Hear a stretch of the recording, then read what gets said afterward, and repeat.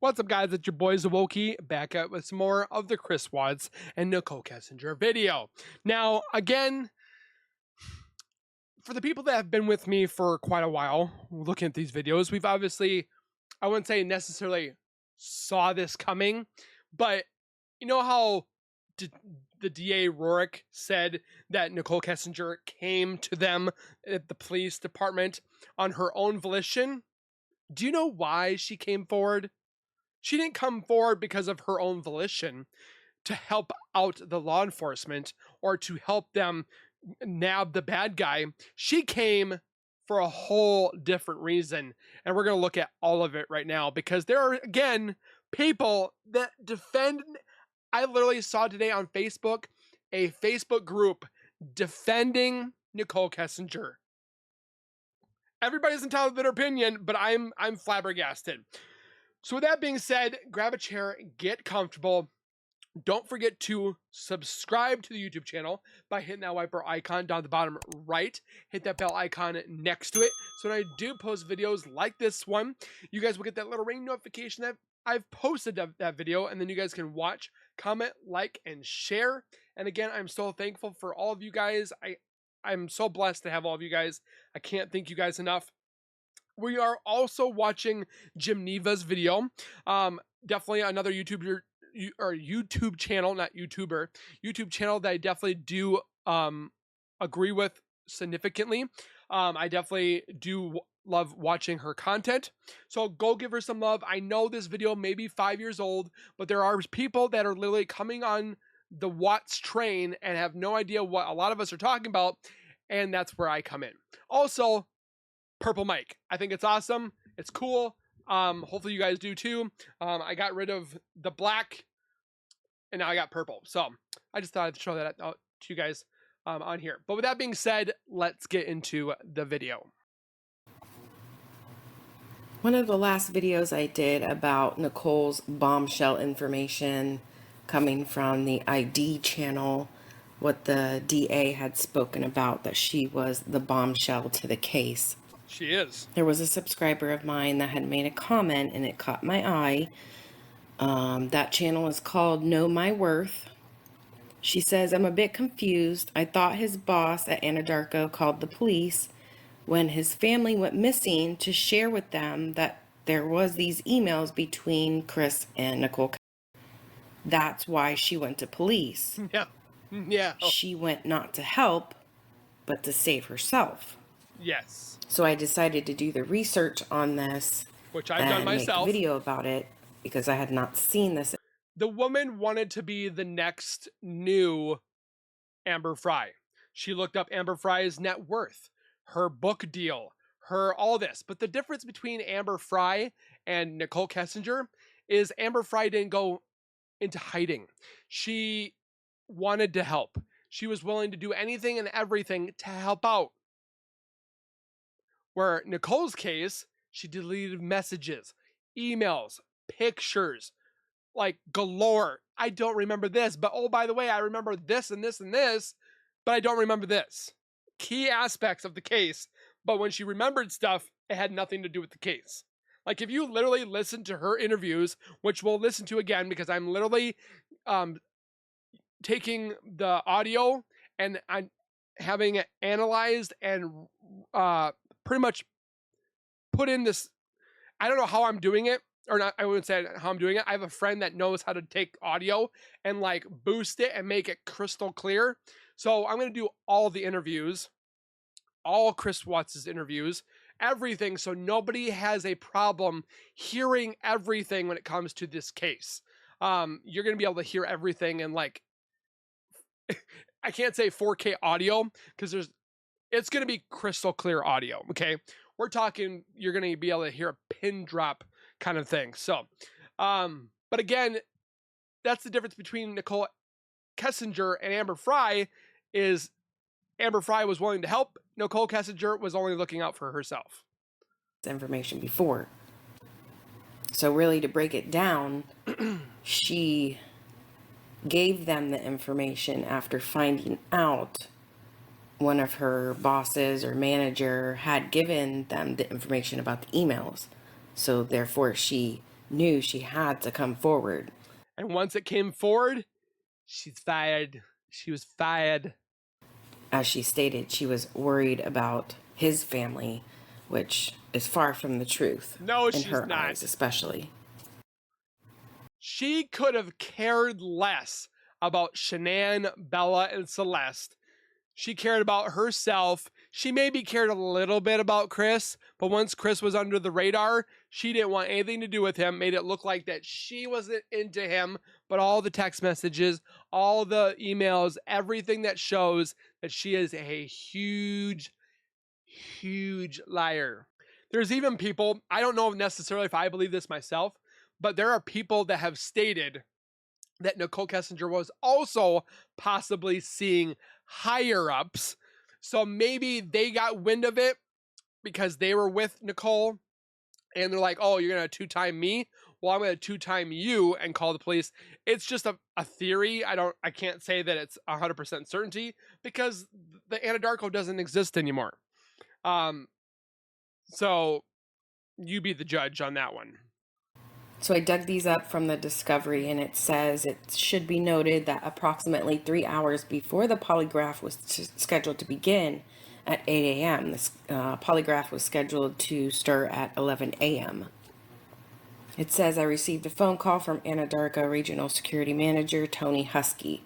Husky advised he had reviewed Chris's computer network traffic, and it was possible Chris had started a relationship with an Anadarko contracted employee. I love how it's like Chris started it. They both started it. Nichol Kessinger was Googling him a year beforehand. It's like almost like asking the question, what came first, the chicken or the egg? What came first, Nicole or Chris? Technically, Nicole did. Husky advised he located emails between Chris and the contracted employee who he identified as Nicole Nikki Kessinger. Age 30, Husky said it appeared a relationship between Chris and Kessinger started around June of 2018. Husky further But wasn't their messages work related? Like they talked, obviously we've looked at them before and it said, oh, I would love to start a family, something like you have, but I wouldn't necessarily say that it probably got raunchy or dirty. They probably kept that onto the text messages. So the emails that we have seen, is that all the emails that we've seen, or are there more? I kind of think that there may be more, but would you necessarily be dirty at work? I mean, ew, but I couldn't put it past them. But if it wasn't, then how would Husky know that they were starting this relationship? They were just talking and then kind of like hinting at, oh, I'll keep this between us, kind of like secretly starting a rendezvous relationship.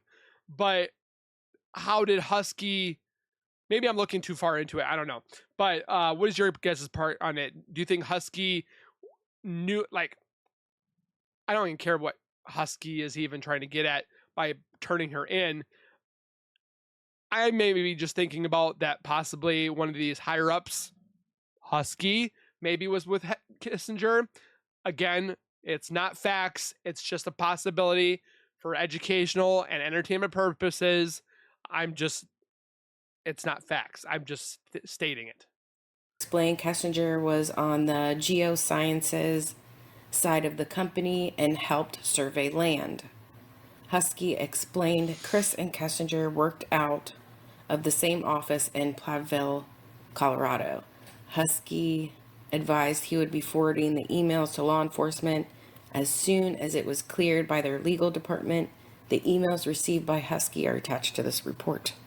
Now this is the same morning, 8:15 at 8:07 a.m. when he was arrested. Still 3 hours away from the polygraph. It says I received from CBI agent Stacy Galbraith that Chris Watts possibly had a girlfriend, Nikki Kessinger. This information was provided by Tony Husky. Husky forwarded the email communication between Kessinger and Watts that may be relevant.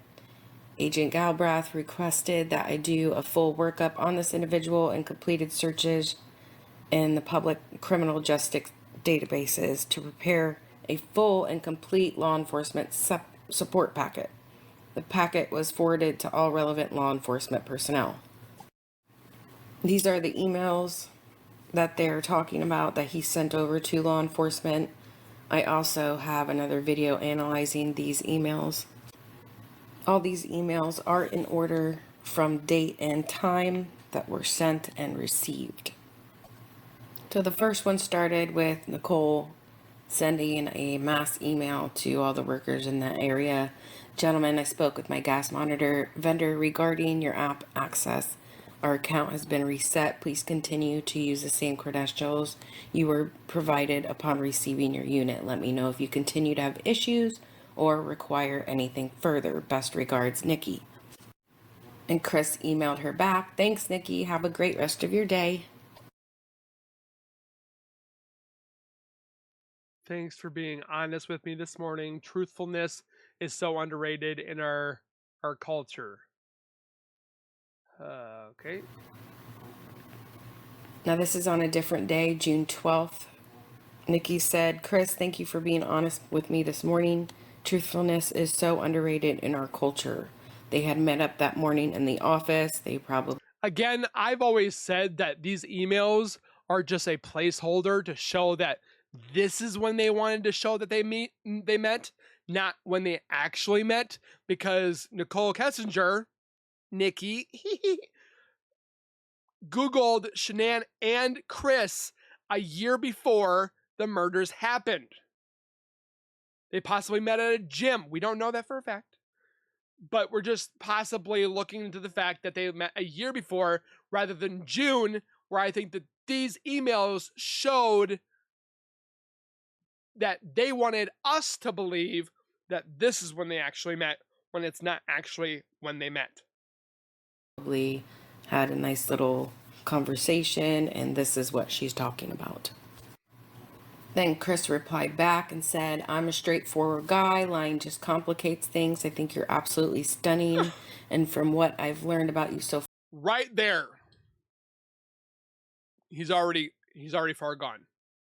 You're absolutely stunning. You're in a marriage. Okay? When I say this, I'm talking to the people that possibly are doing this exact same thing. If you are two-timing your significant other, as in messaging another person, emailing, messaging, Snapchatting, whatever have you, you're already in the wrong. Don't do it. If you're unhappy, separate, divorce. You should try fixing it first. But again, in his instance, he said that this woman came at him like a hurricane because, and when I say hurricane, I mean like just swept him off his feet. And he found God, remember. I'm not judging a man that finds. Far, you seem like an amazing. I'm not judging a man that finds God. I just think he found that, or he just found God a little too late. Again, I can't judge this man because that is not my. I'm not God, so he's going to be judged before somebody. But I'm just putting my 2 cents in it that he pretty much found God a little too late. So. Person. I hope to contact you to get to know you better since we have a lot in common. She replies back and says, agreed, it's always nice to find people you can relate to. I enjoyed talking to you as well. I feel understood. I am looking for a person to build a beautiful life with. Seems so simple, but is so unrealistic sometimes. Right there, her little thing. I don't know if it's because I've been watching a lot of Deceptive Detective or reading a lot into analyzing messages and so forth like that, but like listening to the wording of that, like she's trying to show that, hey, I know you're married, when she said that she didn't know that they were married. She thought they were separating. This literally shows that I'm looking to build a beautiful life like you and your wife. Similar to what you have done with your wife and those cute little girls. But I thought you didn't know that he was married, Nikki. I do believe in karma. Well, guess what? Karma's coming for you. Karma always gets its man, gets its woman. It will be there someday. I just don't know when. Build something similar to what you have done with your wife and those cute little girls. I do believe in karma, so out of respect for myself, you and your family, I think it is best that we keep our friendship at work. By the way, I keep these conversations we have between us. If you have to say that, you know you're doing wrong. Okay?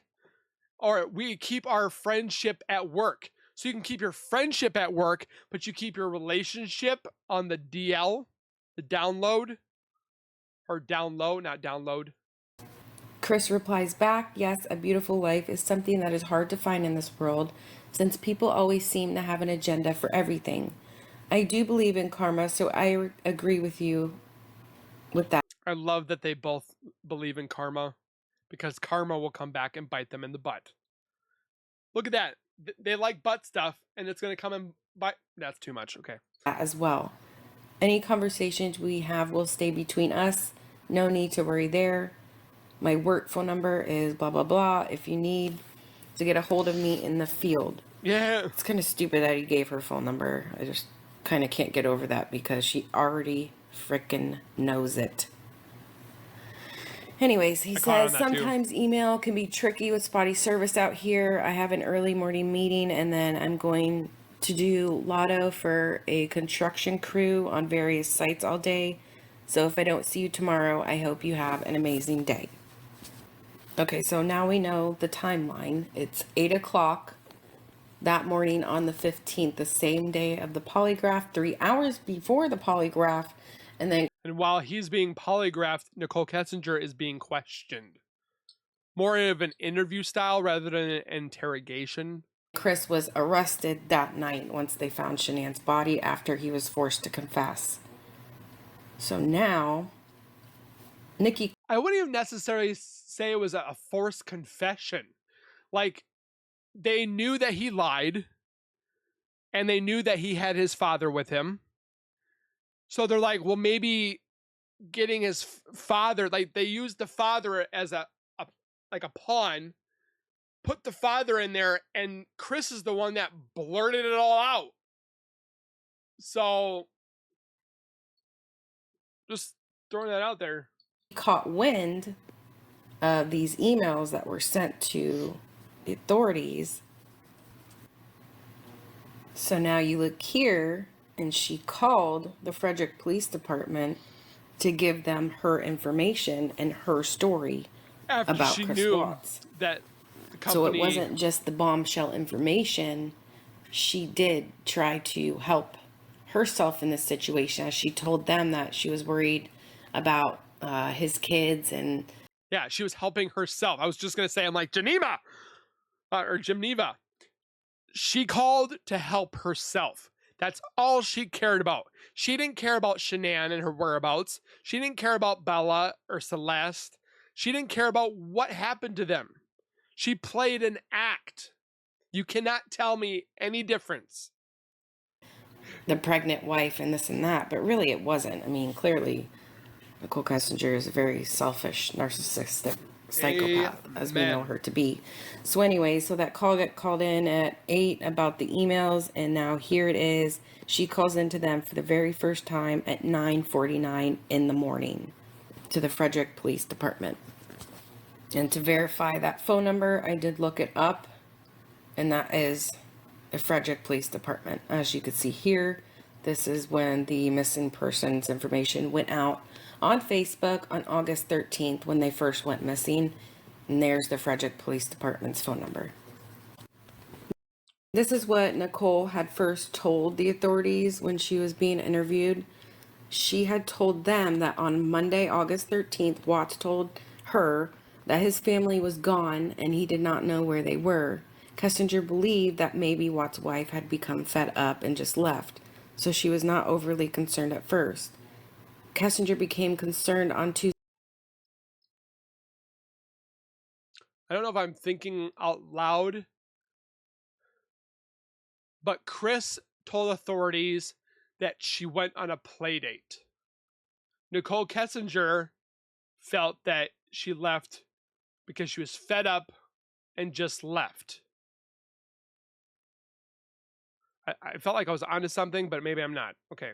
Tuesday, August 14th, 2018, after Watt's family had still not been heard from or located. So she contacted law enforcement in order to advise law enforcement of her relationship and offer possible assistance of locating the missing persons. Watts does not know Kessinger has been in contact with law enforcement. So they're making it look like, and she's making it look like, that she's concerned with finding their missing persons, but she's already been caught red-handed with these emails. She's literally been caught with her hand in the cookie jar, and then she's like, "Oh no, it wasn't me. I'm scared about the cookie being in there." Like, I know that's probably a bad analogy, but it's literally like she was caught in the act, kind of, but then kind of was denying it, if that makes sense. So now she has nothing to do but to go forward to them. Now here's the other And again, it's a protected identity, not a protective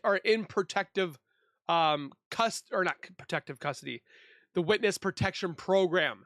She had her identity protected at that time until they got a confession out of either one.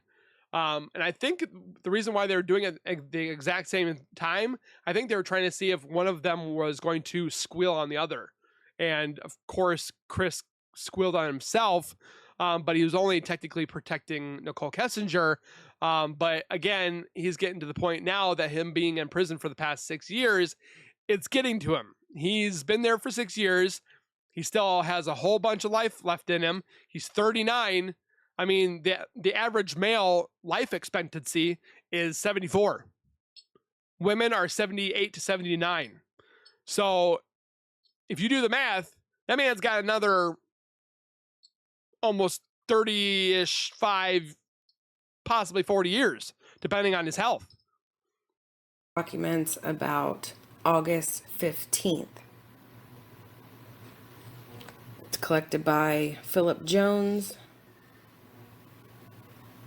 It says it was collected on 8/15 at 5:36 p.m. So this is when they had met in the park, which I think was to do her first interview.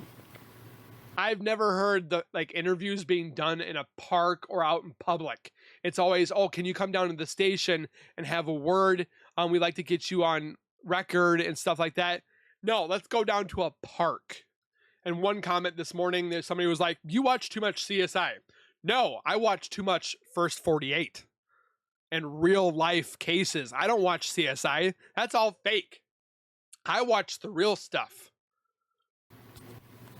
So on 8:15 in the afternoon, Nichol Kessinger was interviewed at Majestic View Park at 8880 West 72nd Avenue in Arvada, Colorado.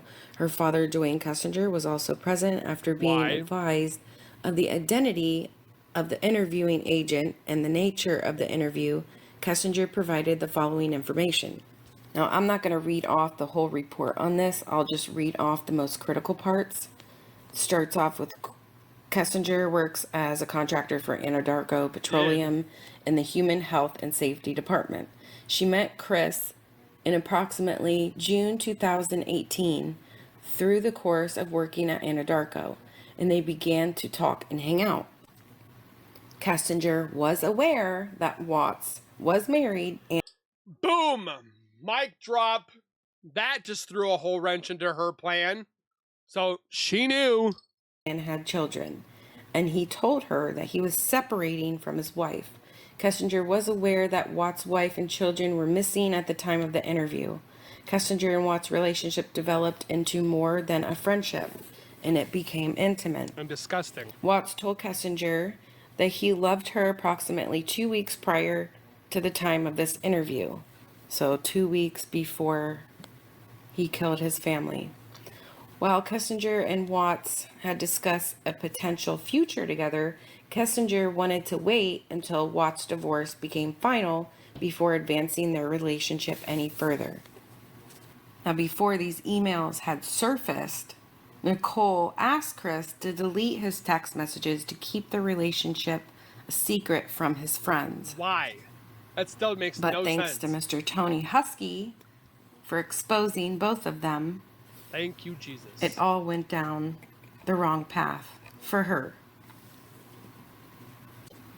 Now, I'm going to be doing some more emails on Nichol Kessinger, so keep an eye out for those. They're going to be very detailed into I'm gonna have to look everything into that she those. had to do with this case. But what do you guys think? Do you think that She came she on her was own caught volition. red-handed and she was like, oh shit, I'm caught now. Should I come forward? That way they don't consider me suspect, because she even looked up about Amber Fry with the Scott Peterson deal and all the bullshit she did with that, with the searching for wedding dresses, and she didn't, or their relationship wasn't further. Like I said, I'll be doing more videos on that information, but what do you guys think? Do you think she felt like she was forced into it? I'm caught, I have to do it. Or, ironically, 2 hours after those emails were sent in, then she decides to call police and has a change of heart because of his missing family.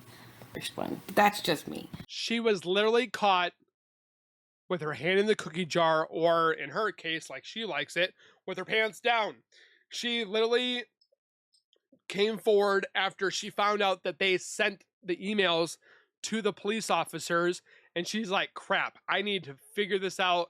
I need to do damage control because I can't have this. She's literally told the police, like, you can't let me down, man. You can't let me effing down, is what she said. And she didn't say effing. She literally wanted her name not to be tainted. She's like, this is going to stick with me for a while. Yeah, we're 6 years in, and we still are thinking about this, Nicole. Or should I say Nikki? Or giggly Miss Nikki. The hee hee hee. Whatever have you. She, like, I hate when I watched that video where the DA says that she came to the law enforcement or the police department on her own volition. She came there to better her name. And I've watched all her emails, or not, I've not watched her emails, literally watched her interviews, and all of her interviews, none of it helped. None of it. She literally spouted off things that made no sense. She never, I should say she never, but she barely answered the detective half the time. She said, I don't know, blew it off. They just played in with her googly eyes, or her batting of the eyes that she was trying to do. Again, if this was different where we had a female investigator questioning her, I feel like she wasn't able to put that kind of like womanish charm on him. And again, I'm not saying that women are like this. Like, I don't want people to come in my chat saying, you're stereotyping women. I'm not. I'm stereotyping Nicole. Okay? Nicole here. I'm just saying. Again, she came forward, not by her own volition. She came forward to clear her name, or what she thought was going to clear her name. And if it wasn't working, she got daddy to help. So, your guys' comments, I definitely would love to read. If you guys have a moment to put that down below. Don't forget to hit the like button, because that like button helps out more than you guys know. And then watching videos right after the other definitely helps out the channel as well. And of course, subscribing. And we will see you guys in the next video. Please take care, be safe, and as always, keep nerding on, and we will see you guys in the next video.